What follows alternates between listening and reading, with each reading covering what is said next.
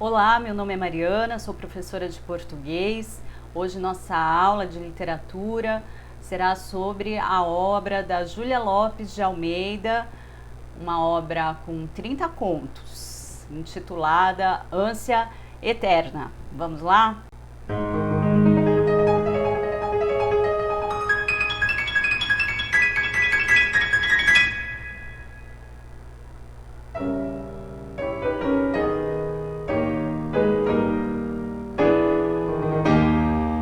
Júlia Lopes de Almeida é uma autora do final do século XIX e do começo do século XX, uma autora que é colocada ali naquele período de transição que é o pré-modernismo.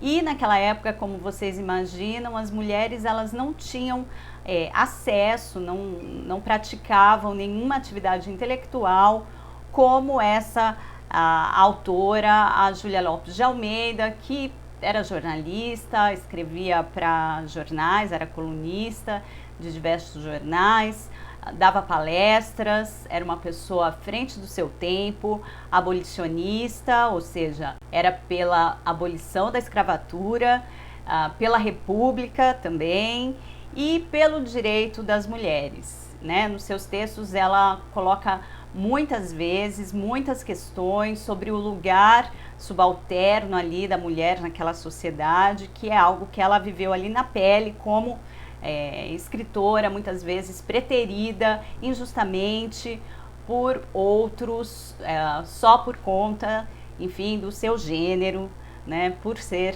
mulher. Uma pessoa que ela teve reconhecimento em vida, certo? Ali ela trabalhava, ela tinha uma inserção nas questões da época, né? Era colunista, era escritora, né? Reconhecida na época, mas durante muito tempo ela foi esquecida. Durante todo o século XX ela foi um pouco apagada, tá? Só cerca de 10 anos, um pouco mais de 10 anos para cá, a Júlia Lopes de Almeida tem sido mais estudada, tá? Nos estudos literários aí, hoje é até cobrada em vestibulares, tá certo? E esse interesse crescente pela sua obra vem junto com o interesse também crescente pelo lugar da mulher na literatura, né? O interesse pelas questões aí de gênero, do feminino. E de fato, na literatura de Júlia Lopes de Almeida, encontramos a questão da mulher de uma maneira muito forte. Vamos lá, a linha do tempo, então. A Júlia Lopes de Almeida nasce no Rio de Janeiro em 1862. Logo cedo, criança, aos 7 anos, ela se muda para Campinas. Os seus pais portugueses eram abonados, né? Tinham dinheiro e eram cultos também. Então, a mãe dela era musicista e pedagoga, o pai dela educador e médico. Então, aos 19 anos, ali influenciada, né, por esse meio cultural ali, ela passa a escrever no jornal A Gazeta de Campinas. Aos 24, ela viaja para Portugal e casa-se com o escritor Filinto de Almeida, que é um escritor português. Nesse mesmo ano, ela publica o seu primeiro livro, que é o Traços e Iluminuras. Vai publicar também, junto com a sua irmã Adelina Lopes, uma irmã um pouquinho mais velha, o livro Contos Infantis. Então, Júlia Lopes de Almeida também é considerada uma das precursoras da literatura infantil no Brasil. Volta ao Brasil em 1888. Retorna a Portugal, então fica lá de 13 a 18, de 25 a 1931 ela fixa a residência em Paris, volta ao Brasil e morre no Rio de Janeiro em 1934 de malária. Ela fazia parte do grupo que pensou como seria a Academia Brasileira de Letras no Brasil. Entretanto, ela nunca teve uma cadeira na instituição. Quem tomou a cadeira lá, número 3, tudo bem, era escritor, mas enfim, foi o seu marido, né, o Filinto de Almeida. E o argumento para aqueles que defenderam que ela não deveria ocupar uma cadeira na Academia Brasileira de Letras era de que a Academia Francesa de Letras proibia que mulheres, enfim, ocupassem um espaço ali na instituição. Então o Brasil deveria fazer o mesmo, né? Não permitir que mulheres ocupassem nenhuma posição na instituição. Aí temos na foto alguns idealizadores, né? O Filinto de Almeida é o 7º, da esquerda para a direita. Temos aí também as figuras do Olavo Bilac e também Machado de Assis. Então a Júlia Lopes de Almeida era abolicionista, republicana e defendia os direitos das mulheres, a emancipação feminina. E quais são as características literárias da obra da Júlia? É o realismo, tá?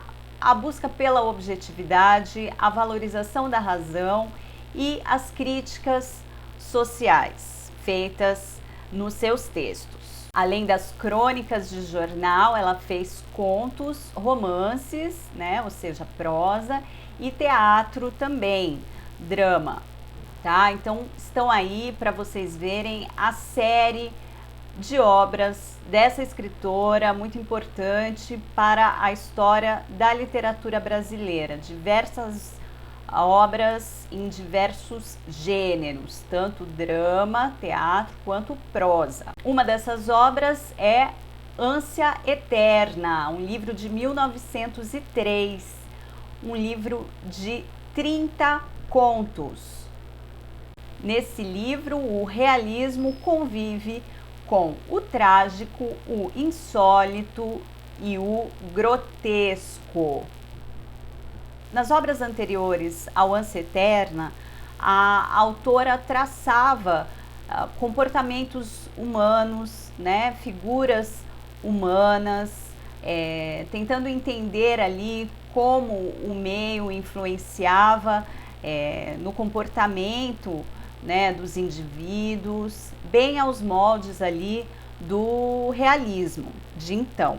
Mas será com Ânsia Eterna que esse realismo vai conviver com uma essência trágica da existência? E o que é uma existência trágica? O que é o trágico? Classicamente, o trágico, por exemplo, para os gregos, se vocês conhecem a tragédia grega, por exemplo, a história do Édipo, né, que se casa com a sua própria mãe, sem saber que é a sua mãe, e quando ele descobre, né, que a Jocasta, na verdade, é sua mãe, ela também não sabia, ele fica tão mal que arranca os próprios olhos, como se o destino estivesse escrito. Então a tragédia são esses acontecimentos terríveis e que de alguma forma já estariam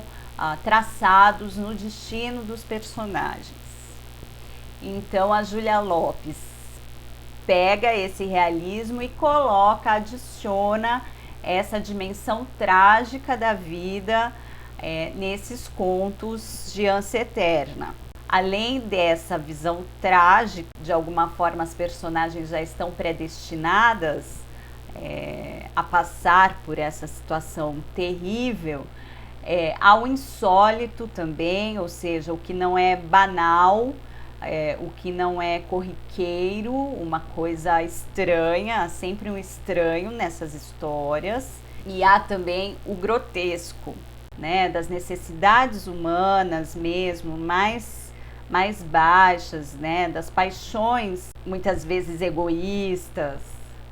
São contos que têm em comum essas características aí: realismo com o trágico, o insólito e o grotesco. Outra característica são os finais surpreendentes de todos esses 30 contos. Eles têm uma crítica à sociedade da época, como eu disse, uma crítica ao lugar subalterno que a mulher ocupa, crítica à hipocrisia da sociedade em que a aparência muitas vezes conta mais do que a essência, e crítica à desigualdade social também, crítica à sociedade da época com finais crus, um elemento surpresa no final, né, surpreendente, só que finais sem muita divagação, são finais muito crus.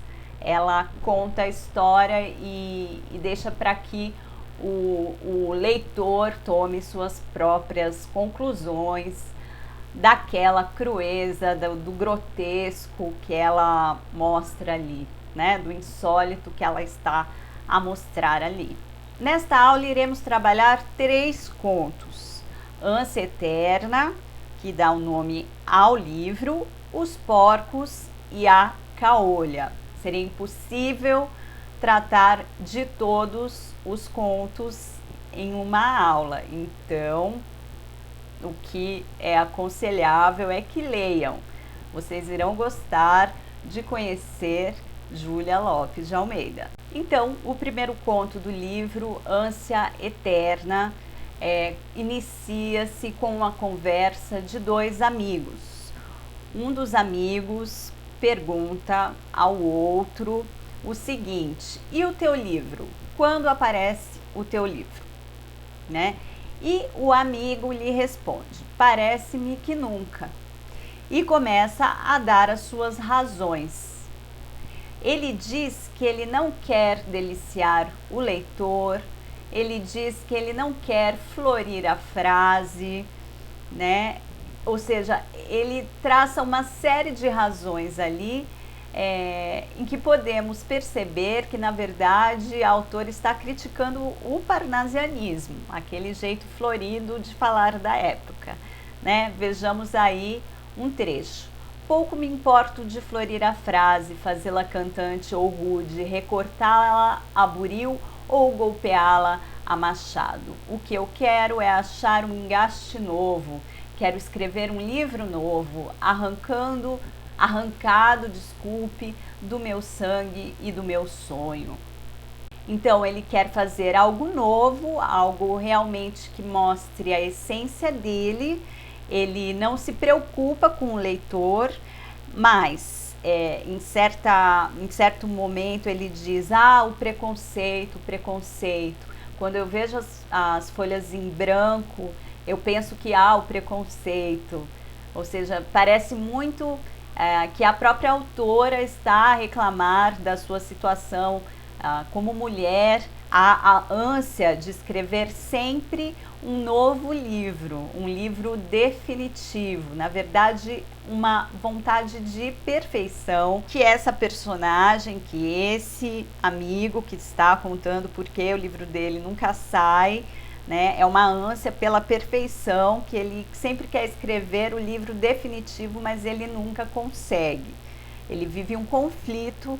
Aí o amigo dele, continuando a história, ele fala o seguinte: olha, para você ficar mais calmo, você deveria se casar.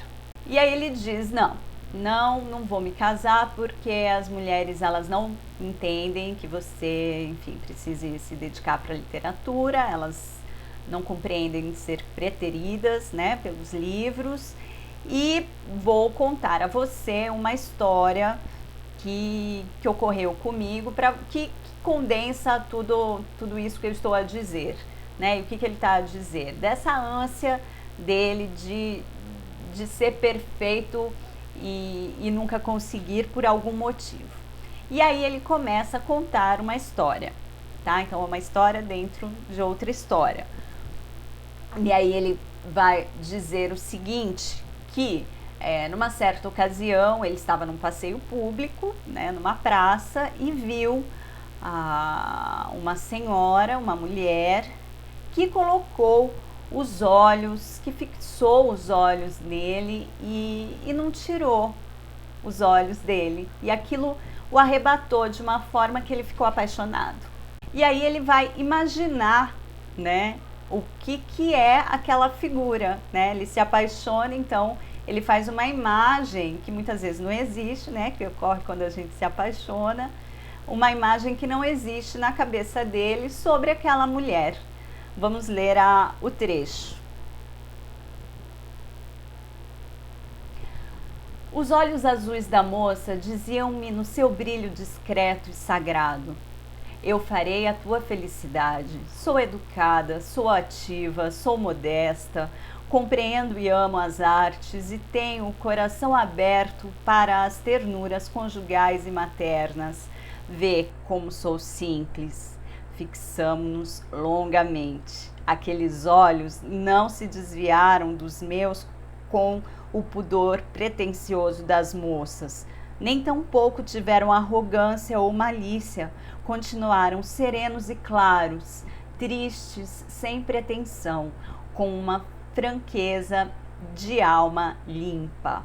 E aí ele fica com essa imagem dessa mulher perfeita, né, e retorna várias vezes ao passeio público, à praça, para encontrá-la novamente, o que não acontece. Aí, no dia que ele está mais distraído, quem ele vê?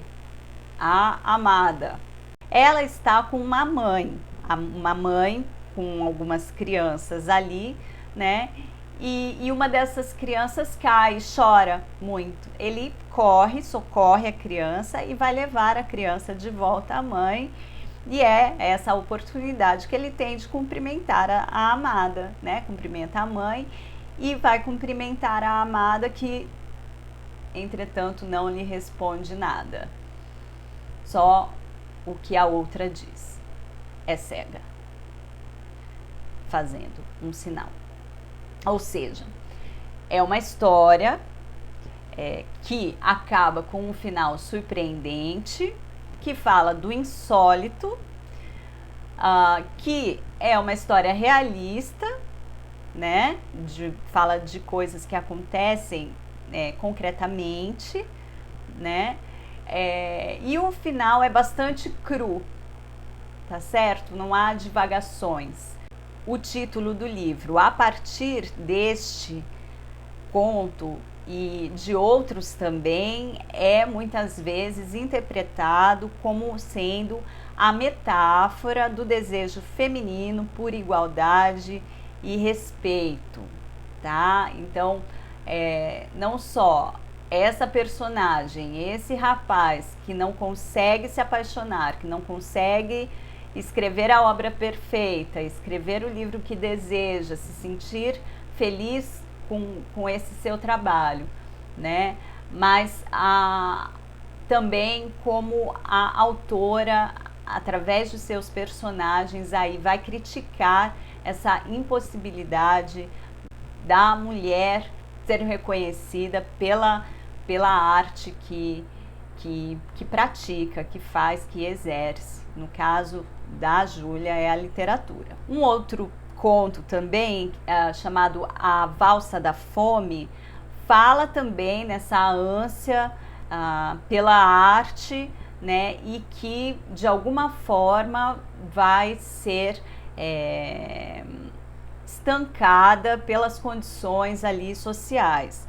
A história é de um sujeito, pianista, que tem que vender o piano por algum motivo ali que aconteceu na vida dele, que ele ficou muito pobre, então ele teve que vender o piano dele e ele estava passando fome. E aí o senhor, que vai fazer uma soirée lá, uma festa, ele chama esse pianista, né, que se coloca uma roupa de festa e vai tocar, e toca lindamente por 1 hora, né, até que, infelizmente, pessoal, eu tenho que contar o fim da história, tá? Cai no chão, enfim, morre. E nesse conto também há essa questão da ânsia eterna relacionada à arte, à própria arte.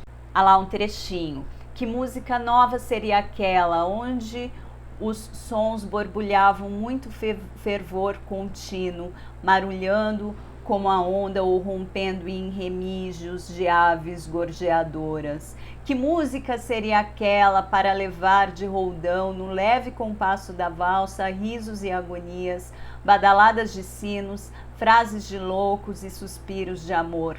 Na densa espiritualidade daquele poema, sentia-se ofegar uma ânsia irrequieta, humana, de perfeição. O suplício de a atingir arrastava-se como um desejo eterno, sem esperança. Vamos a outro conto, então.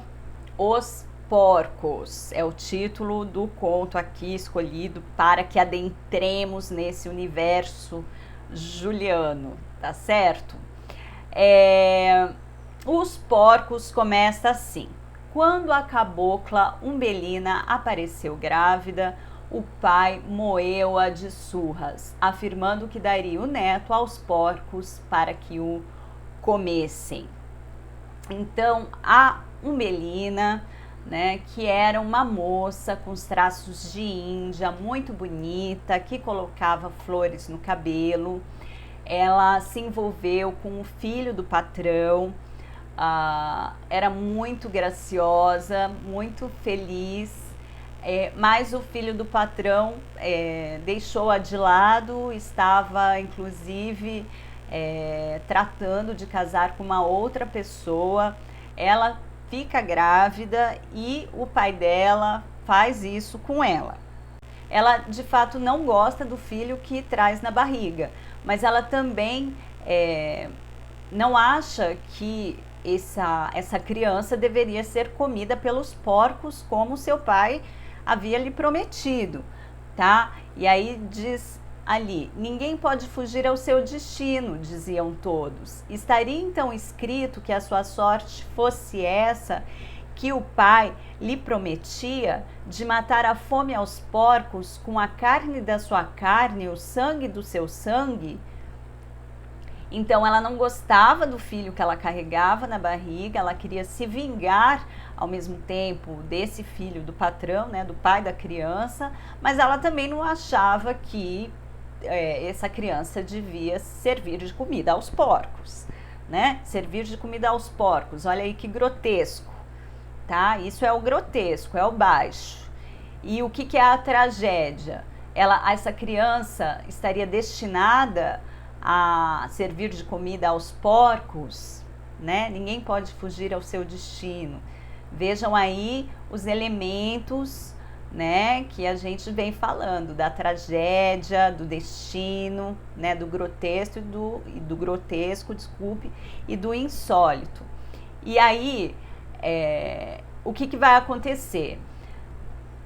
Um dia que ela tá já passando mal, né, para ter a criança, ela sai às 2h da manhã, da madrugada, e vai atravessar o terreiro, e a ideia que ela tem é que a criança nasça e que ela chegue à casa do patrão, na escadaria, que a criança chore, que acorde o filho do patrão, inclusive, mas que ela o mate ali de alguma forma para que, enfim, haja alguma culpa, algum sentimento de culpa aí dessa família,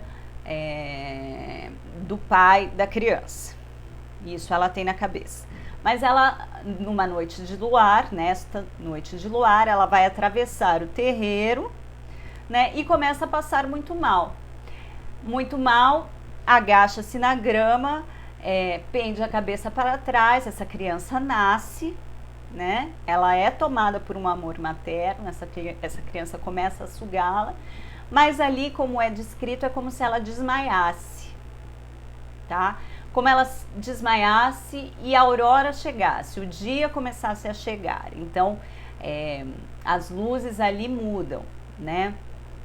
Do escuro da noite, do luar, o róseo da manhã, da aurora, do nascimento dessa criança, só que ela está ali realmente passando mal.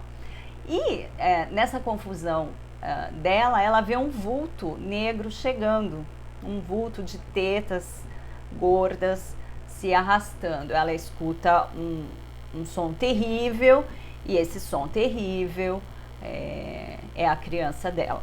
Aqui o trecho final é de uma rudeza assim que nos deixa estupefata. Então termina assim: Umbelina sentiu a grunhir, viu confusamente os movimentos repetidos do seu focinho trombudo, gelatinoso, que se arregaçava, mostrando a dentuça amarelada, forte.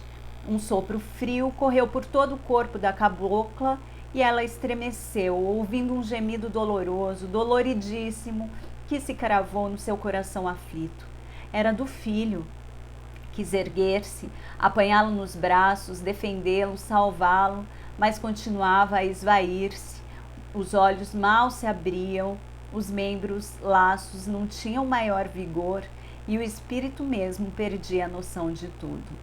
Entretanto, antes de morrer, ainda viu, vaga, indistintamente, o vulto negro e roliço da porca, que se afastava com um montão de carne pendurado nos dentes, destacando-se isolada e medonha naquela imensa vastidão cor-de-rosa. Viram? Então temos aí o grotesco, né, ser comido, um ser humano ser comido por um porco, com uma crítica social muito forte, com relação ao lugar dessa mulher que não pode que não tem nenhum acompanhamento, que não pode ter a sua vida, enfim, nem cuidar de seu filho por conta da sociedade, né? Por conta da sociedade que a renega, né? Que, por exemplo, de uma sociedade que é preciso ser virgem para ser aceita, né? Por isso que esse pai fica tão possesso, né, com a gravidez dessa filha dele, e como ela, por ser pobre, é deixada de lado pelo filho do patrão. Então vem, são críticas sociais, né, com um final surpreendente e com o grotesco e com o insólito aí fazendo o movimento aí dos sentidos desse texto. Agora, o último conto que veremos aqui, o último conto que eu vou contar o fim para vocês, tá? É A Caolha. Esse quadro dessa figura é do Picasso, La Celestina, que coincidentemente é de 1903 também, ano em que a Júlia Lopes de Almeida publicou Ânsia Eterna, tá?